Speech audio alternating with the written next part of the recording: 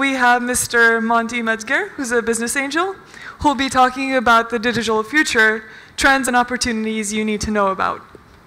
And joining him on stage as a moderator, we have Milica Begovic-Radovic, who is, in no particular order, a mom of one of the cutest kids I know, who works at the UNDP office in Montenegro, and who's pretty much the person I want to be when I grow up. So please welcome them both, Monty and Milica. Hello, everybody. I don't think we could ask for a better speaker to get us started off after a really good lunch. He has a series of really cool words that follow him, like business angel, like Masha has just said. But if you look him up online, if you look at the presentations and talks that he has given, there is one characteristic that follows him along, and that's that he likes to talk about future, and he's really, really good at it. And that's specifically what he will talk to us about today, digital futures, trends and opportunities that we need to know about. Monty, floor is yours. We are a very backward-looking society. We are backward-looking because it is just human nature. We all experienced the past ourselves. We look around and we see evidence of the past all around us. All information we are creating suddenly becomes history. The past is very knowledgeable, and yet we are spending the rest of our life in the future. It almost seems like we are walking backwards into the future. My job as a business angel is to actually help to turn people around, is to help to create an understanding of what the future might hold. So today, I'd like to talk about the digital future, its trends, its opportunities, its drivers, and the things you need to know about. Who wants to know about the next big thing? Raise your hand. Okay. But before I'll answer this question, I'd like to learn something from you, and I brought an innovator's test. There are 4 symbols: the circle, the Z, the triangle, and the square. And I'd like to take a couple of seconds that you focus on one of these symbols which reflects your personality the best. Which symbol is the one your stomach is probably feeling that it's yours, it represents yourself? Just take a couple of seconds.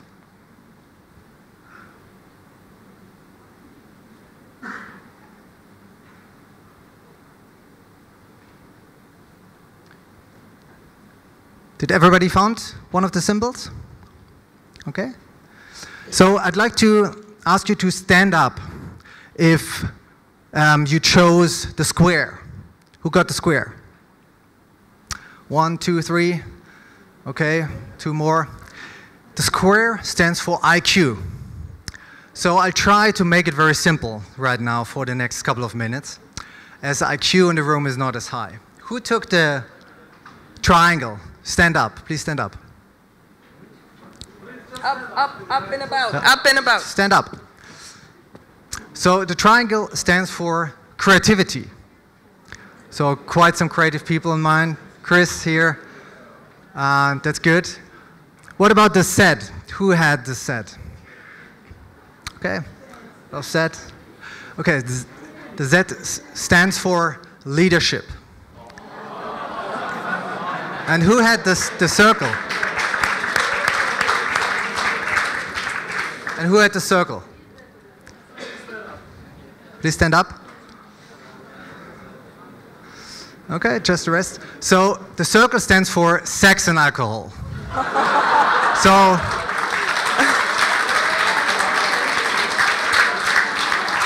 I think your social skills, we're going to need them to later in the evening, probably at the party.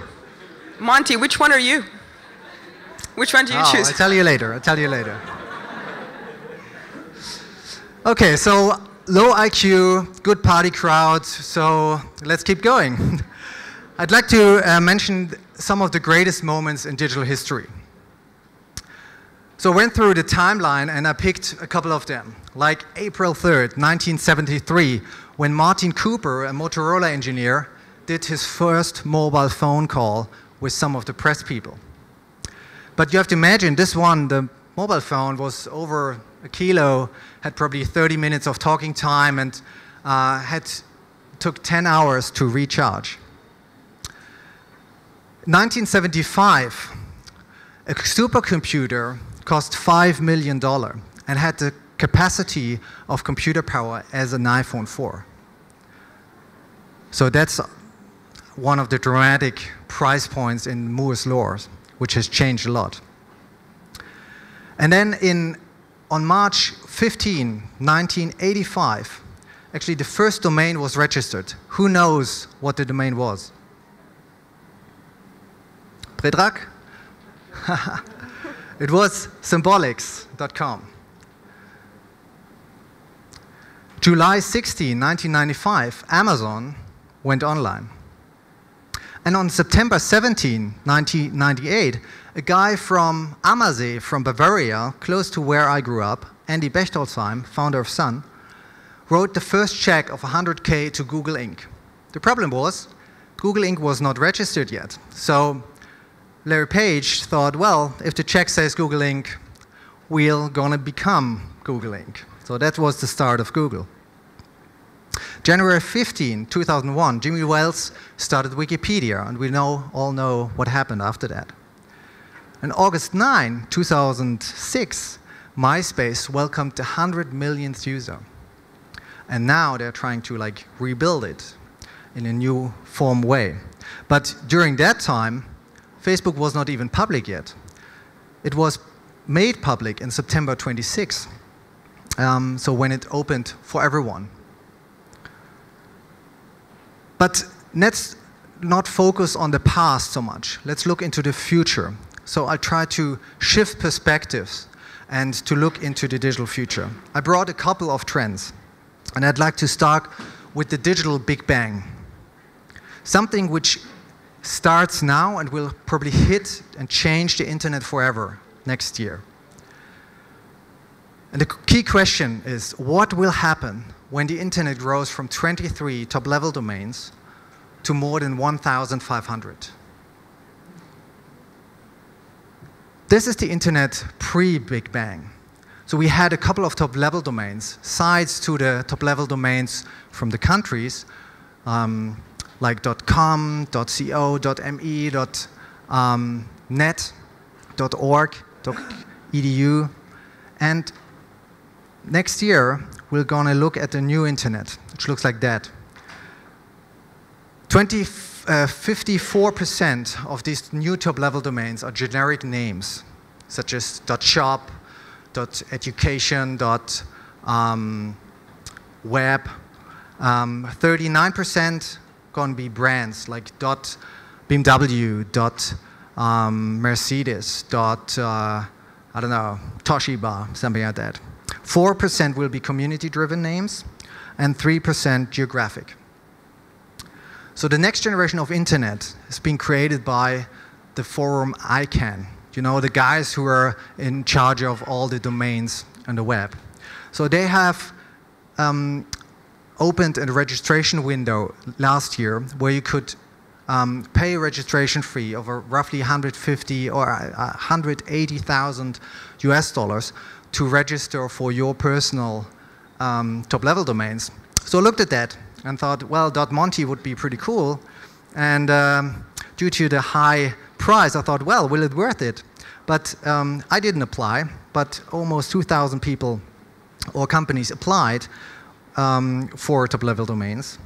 1,500 had been unique strings, which are going to be launched very soon. And 50% of these had been actually top brands who are registered. And 36 of the Fortune 100 companies. But like everybody who missed it actually have to wait a little bit. So ICANN will probably open the registration window in the next 2 to 5 years. In internet times, that's like a decade already. So it's a huge opportunity. And you have to imagine that with all the registration fee, ICANN earned over 350 million US dollars in fees. So a key question is actually, what will companies do who actively invested together over 350 million US dollars. Will they sit and wait, or will they do something? Will they promote their domains, or will they try to get a return of investment? Here are the top filers, companies who had applied for domains. So Google applied for 101, Amazon 76. There are a few others like Donuts, who actually is a consortium, a new company who just had been started due to filing new top-level domains. And if you see the top filers, you can also have to question who filed and who did not. There's no Facebook, there's no Twitter, there's no eBay. Did they sleep, or did they think, well, that's not relevant for us, we are already quite big? Here are some of the domains, top-level domains, which have been really most attractive. So .app, for example, had been 13 companies who actually applied to get that. So there's some kind of way actually they figure out who actually will get it at the end. And what I also like to point out here is if you own such a top-level domain, you can also certify that it's your official domain. So imagine if you're a banking house, for example, you can really guarantee that there's no phishing emails. It has a certain specific security behind, and nobody else can actually register as long as you want it to. For .app, for example, they will do a own business model around and do differently. And this leads to a big change in search. Because if companies are pushing into that direction, we might find more different kind of top-level domains in the search results than like a .com or other local country top-level domains. Only Google invested around 20 million US dollars. And so you can just imagine or think about how will they change the algorithm. Will they push their own domains? Will they give it to others? Will it open up? And this change actually creates a big opportunity. It creates an opportunity for the fast followers, the big companies, I would say like Yahoo, to turn around and to do something. And it's also a big opportunity for entrepreneurs, for startups, for innovators who can actually see how search will change to become the new platform on a .app top-level domain or something like that. But two things are for sure. The importance of a good domain will never decline. And the importance of domain will grow. Even if we have a bigger variety, a digital big bang, it is still important to have a great name and a good domain.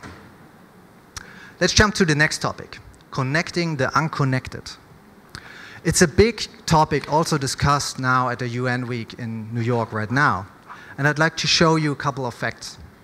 There are 5 billion people without internet globally at the moment. And there are few digital companies and leaders who are actually trying to connect these unconnected people.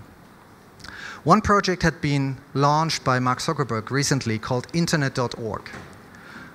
They teamed up with a couple of the major network providers, and they're thinking about how to finance that and how to actually also create kind of a fair business model or even free use for schools in local areas.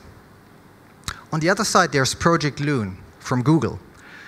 That's more an innovative approach. They'd like to set up and rise balloons, huge balloons in the sky, which are very low cost, and they create kind of a mesh network in the sky on 20,000 meters height and try to connect to rural areas on a global level.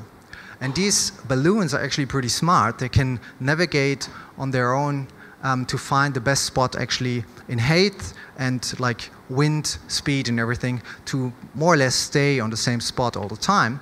And they'd like to raise, I don't know, 100 of these balloons and create a mesh network and have some ground stations to get connected. And it's all above our normal flight height. So that's Project Loon. So here you can actually see one of the balloons as a prototype. Another cool project is one laptop per child. It had been launched quite some time ago by Nicolas Negroponte, but during the time it had evolved and it turned into a new tablet computer. I don't know if you into a tablet computer with a solar-powered back of the tablet. Very low cost, and the goal is actually to provide it to every child in the developing world, or at least to give access to these computers.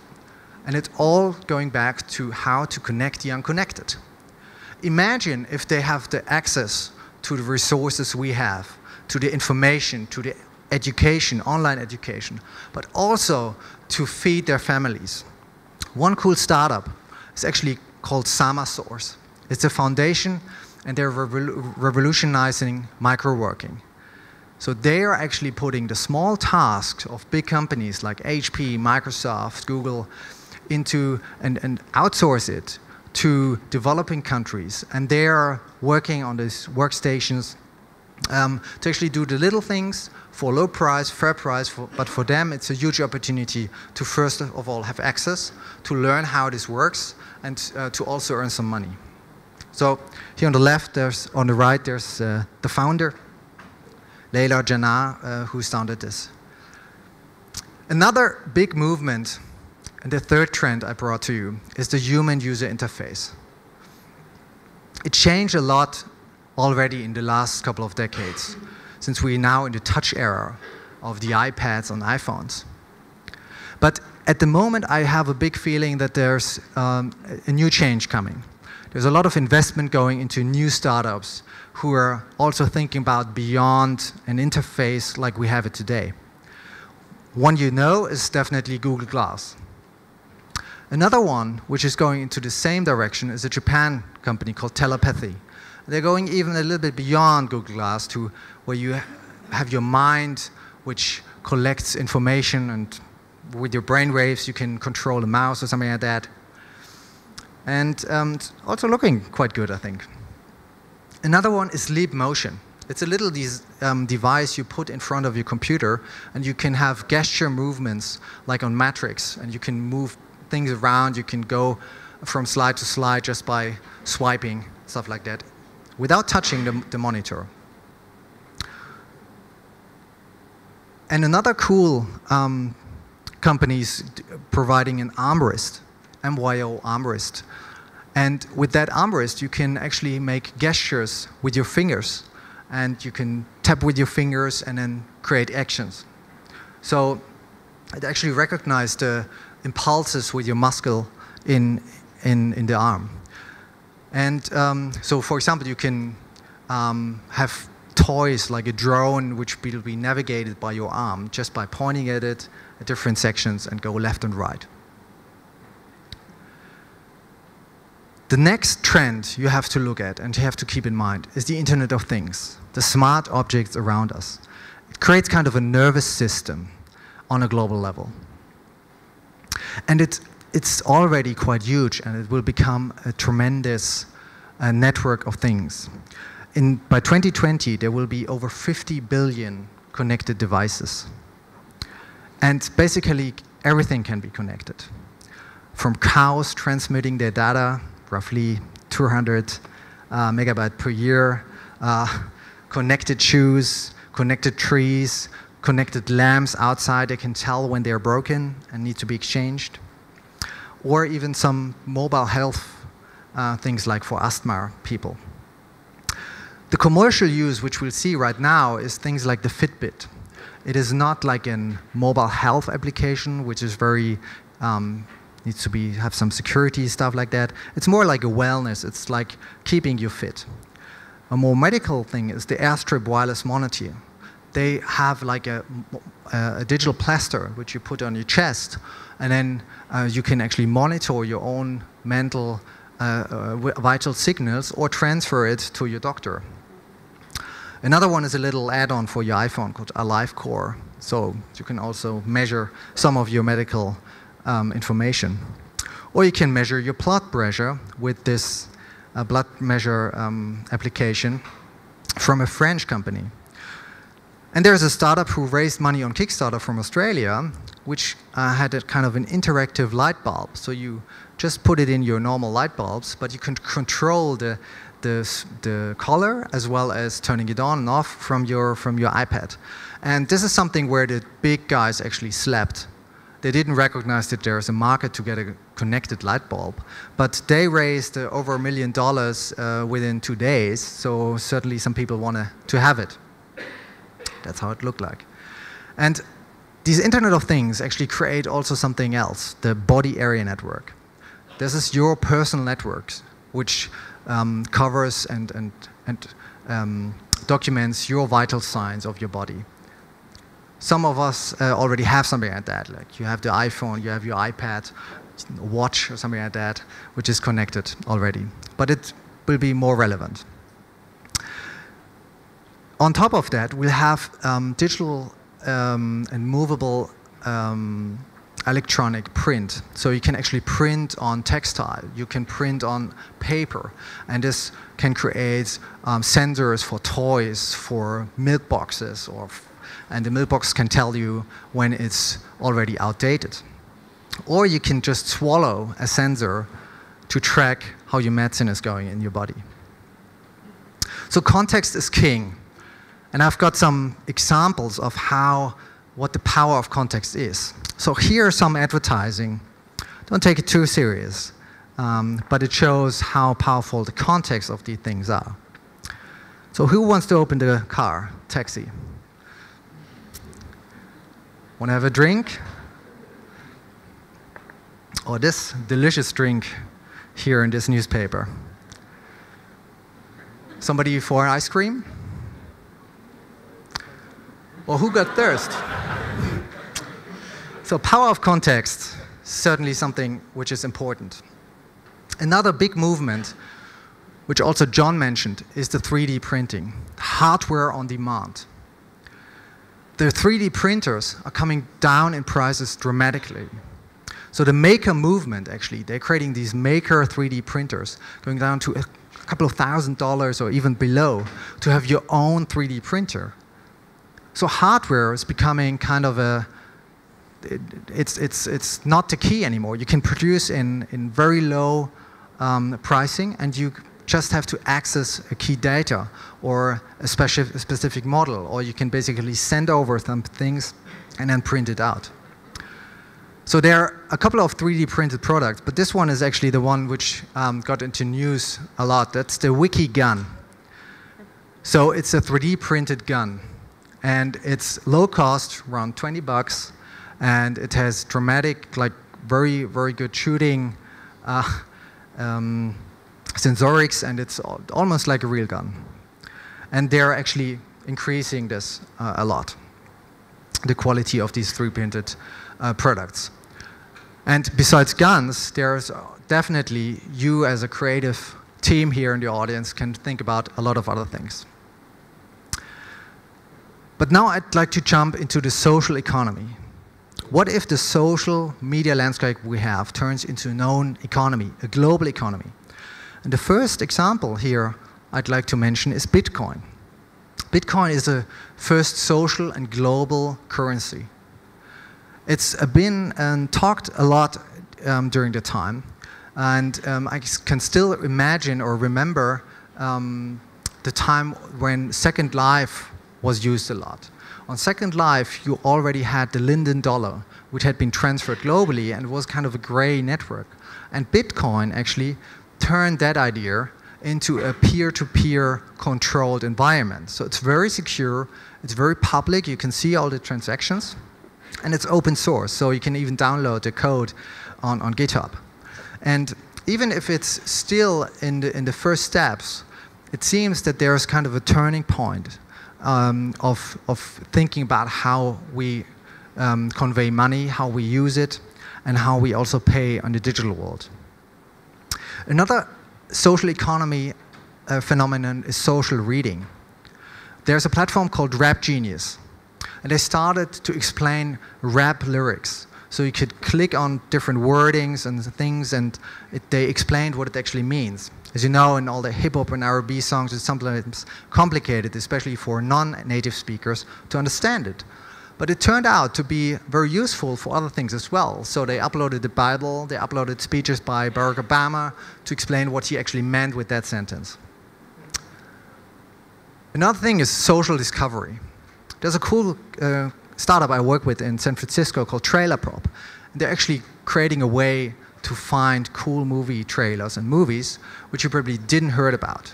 The problem with movie industry is same like in US, music industry, is there are roughly 100 new movies coming out each month.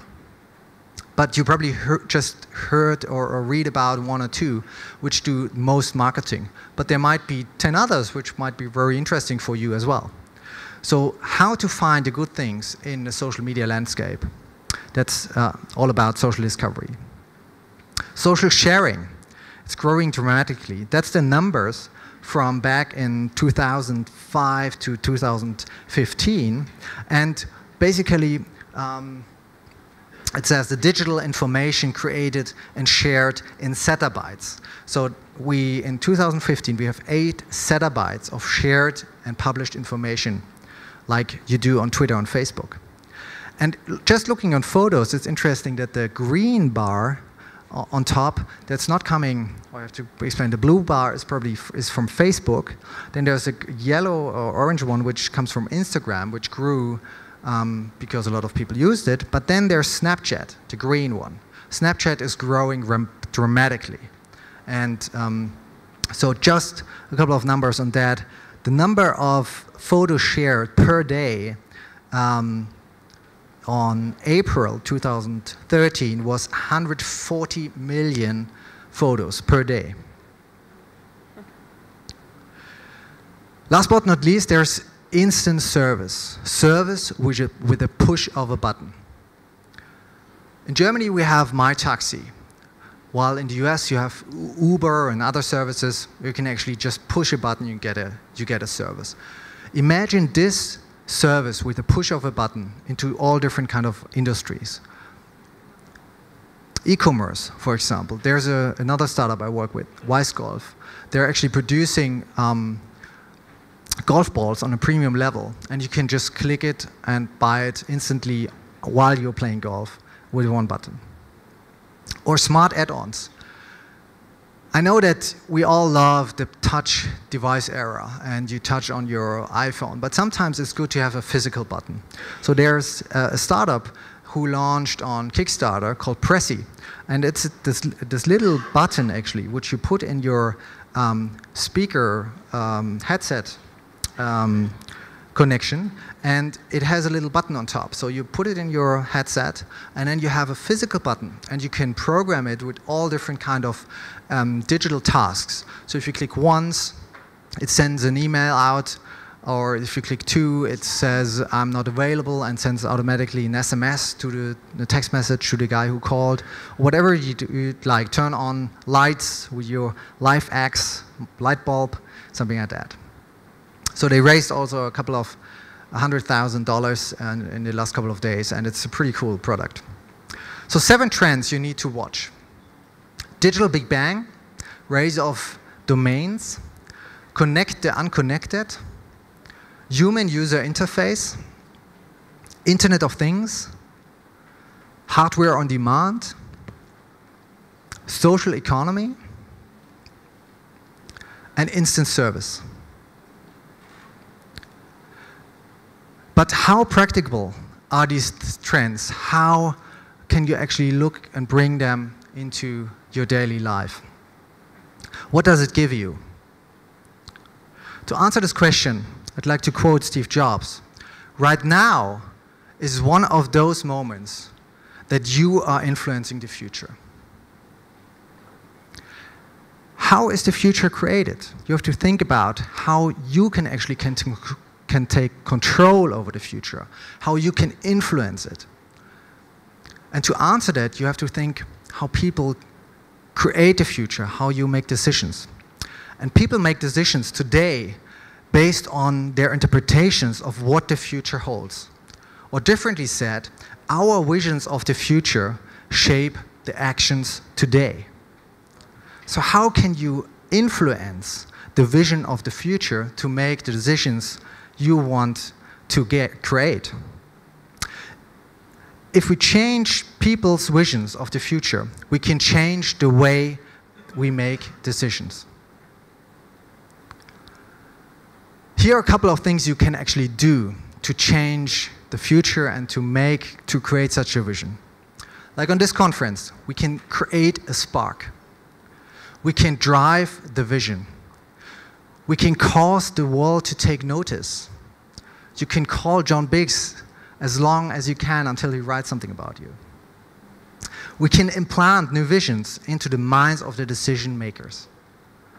We can track the progress, and we can act on the results. That's quite a bit of control, actually, we have on the future.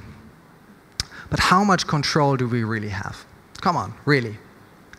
I would say less than we want, but more than we think. Thank you very much.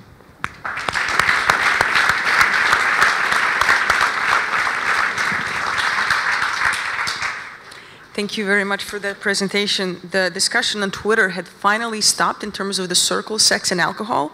And then you brought up those slides with context is the king, and it all went downhill from there. But there was one question, though. You mentioned Bitcoin, and there's a person in the audience with a Twitter handle, Boy, who wants to know, what do you suggest in terms of Bitcoin? Should we purchase Bitcoin now? From a trend scout perspective, I always say, eat your own dog food. You have to try it. Everybody who's just reading about it doesn't have a clue about what's really going on. So take 10 euros, 100 bucks or whatever, and just try it. Do some transactions, try it, what you can buy, how does it work, and after that you really have a much better understanding. It's like reading about Twitter and then using it. It's a whole different experience. You mentioned connect the unconnected. Earlier this morning, we heard lessons about how to make it in the valley. But what would you advise to people sitting here who would like to try out as entrepreneurs in some of those emerging economies? It's always good to have a global view on things. So you have to consider what your idea, what the potential of the idea or the business you're starting holds. It's either something which doesn't exist in your region, but it's a great opportunity which you can build up here. But some ideas are much broader, and then I realized that some of the entrepreneurs are actually not brave enough to bring it on an international level. Mostly every startup in the US or in San Francisco who starts doesn't want to stay in San Francisco. They want to conquer the world.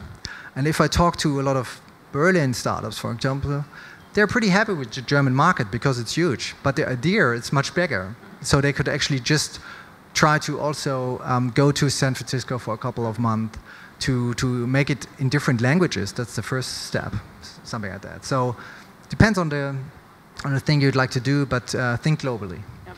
Okay. Any questions from the audience for Monty?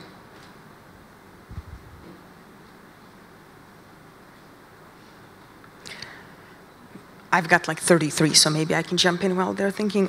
You are a founder of a cross-innovation academy that is a biannual, by-invitation event. That sounds very cool from what I've read, but could you tell us a little bit more about what the academy is? And if somebody from this room would like to get invited to it, what would they have to do? Actually, we started the Cross Innovation Academy 4 years ago, and we did events at Google, Deutsche Telekom, Hubraum, for example, when they got started, we did in Berlin, and British Telecom and everything. And it turned out to be a need for digital leaders actually to connect and to think about how the digital environment, internet, mobile, all tech will develop. So we have turned it around a little bit, and we have renamed it or started something new, which is called Digital Leaders. So it's digitalleaders.co.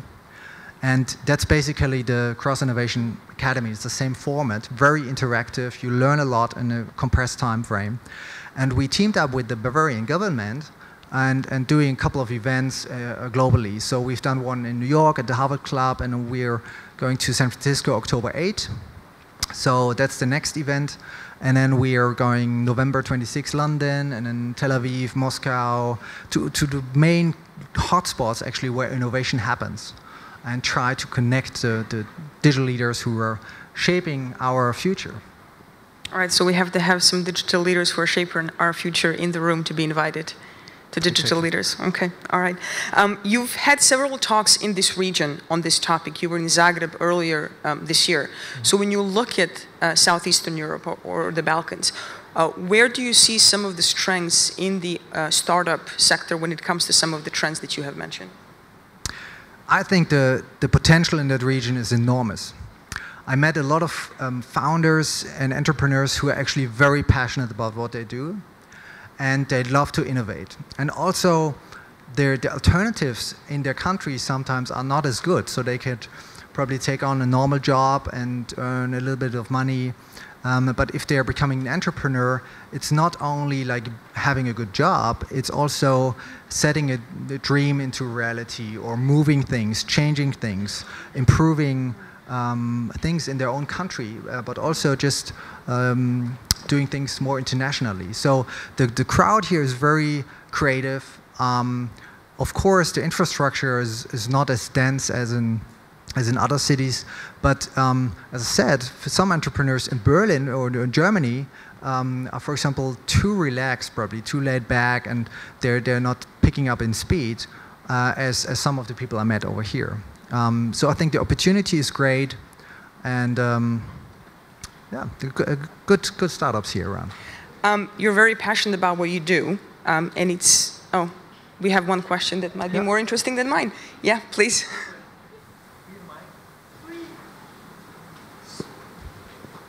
Hey Monty, I have a question for you. So in Bulgaria, where I'm living, entrepreneurship is fairly new, and the ecosystem is just starting, but everybody wants to copy what's been out there already. So, you know, like when Groupon went big, we had Groupons all over the world, everybody wanting to sell to Groupon and copy it. And I keep trying to tell them, it's not really a great idea, but they just want to do it anyway. Is this something, is there a message that you give? Like, is it a good thing, because they can just practice and fail? Or is there a message you can give, because, you know, you're thinking, okay, this is behind, like we need to look to the future, guys, stop copying. Is there a message that you give to try to convince these guys that we could spread here and in Bulgaria and other places to try to be like a little bit more convincing than I've been able to be? You know what I mean? Like, yeah, I think certainly you can push it a little bit, but that's the dilemma actually of a normal innovation cycle.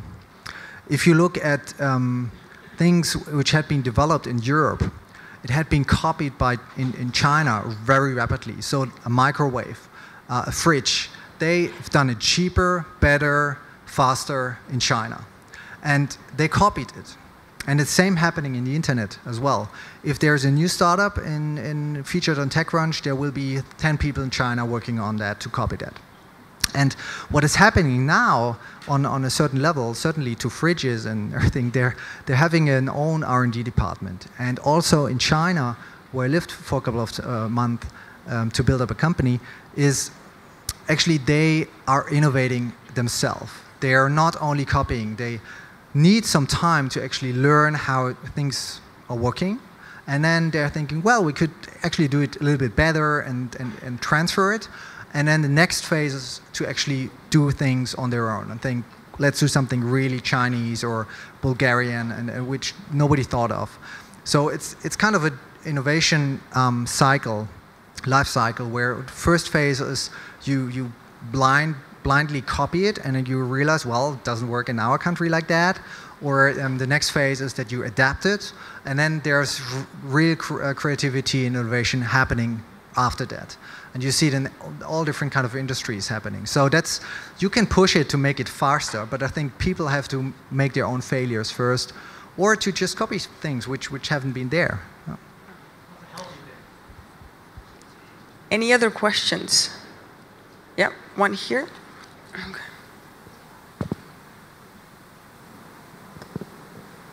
I really liked your presentation. It was so study, but with respect to the real forecasting problem, I like your beginning that the human being is looking at the past and talking about the future. But this is again like, I use it second time today, it's like catch-22, because the world is working on the majority of the stuff. Some will succeed, some not. There is a time frame. You didn't mention if we'll have, I mean, on the globes, we'll have it as products in 2 years, or 5 years, or 10 years, or 20 years. But my claim, and I wish you to comment, is that the real breakthroughs, you even don't know how to talk about. Imagine that some new breakthrough in science will cause some algorithm and some neurological stuff that you'll not even be in a situation that you will be needing domains. If you will ask me how, I don't know, but you are thinking about what is happening with the domains, and you are building the whole world about how to improve it. So you may speed it, but the real forecasting, there are many professors that are making their life by forecasting. Some are saying something that is true, some, that's nice. But what is the real breakthrough? Yeah, so I totally agree. The real breakthroughs, actually the things which you can't see, the things which are coming from behind. Like if you're a music manager back in the 90s, like your world was perfect, and then MP3 came along and everything was ruined. And so that's basically your point that the big things, the disruptive innovations, that's normally the things which you can't predict as good as others. Looking on technology, actually it's more easy because you know which patents had been filed, which topics they're working on. Especially in Israel, actually, they have tremendous innovation power, and so you can actually predict that things are going to happen. But some people are just closing their eyes and see, well, hopefully it's not happening to me, but it will. Thank you so much, Monty. Big round of applause for Monty Metzger, please.